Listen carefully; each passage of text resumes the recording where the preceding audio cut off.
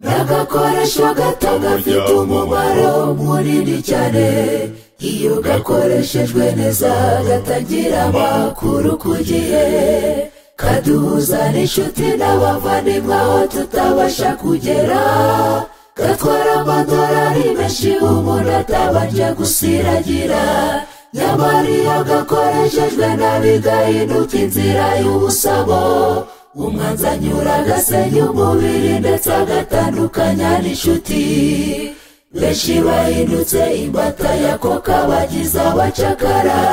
murabe maso bavandimwe katabasha kubangiriza ubuzima ndavuga telefone igikoresho mu ikoranabuhanga yoretse imbaga nyamwinshi umuntu ntakimenye idakwiye kugenzura telefoni yabaye intekerezo za benshi mu batuye isi yacu ikomeza kwangiriza imico ya bamwe bakangirika burundu murabe maso mutagenda nk'abatagira ubwenge dufite Yesu ndavuga telefone igikoresho mu ikoranabuhanga yoretse imbaga nyamwinshi umuntu ntakimenye idakwiye kugenzura telefoni yabaye intekerezo za benshi mu batuye isi yacu ikomeza kwangiriza imico ya bamwe bakangirika burundu murabe maso mutagenda nk'abatagira ubwenge dufite Yesu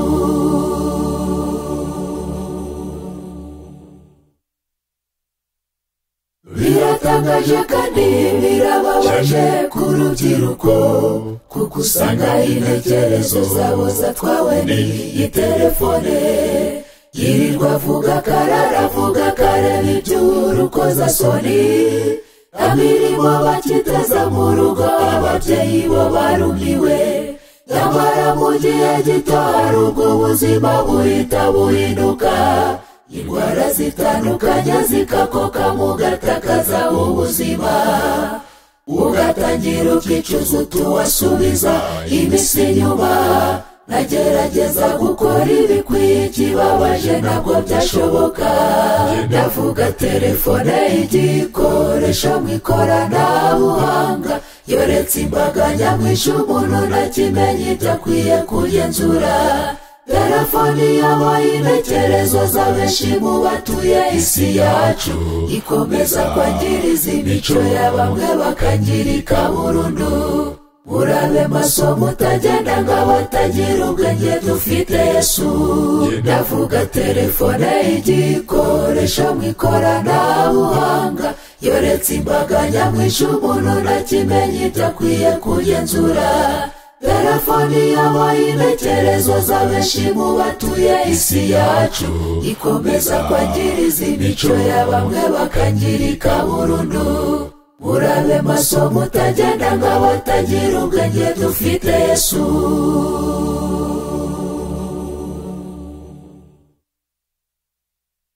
uyu munsi urahamagara umuntu uhagaze igisenyi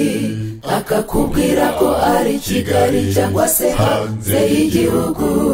watera intambwe ebyiri eshatu ugakubitana nawe bikakurenga akabura wakwirwa atiniza telefone ndabamubwira ibyanjye agakandagura ati murakoze naho ubundi nzabamubwira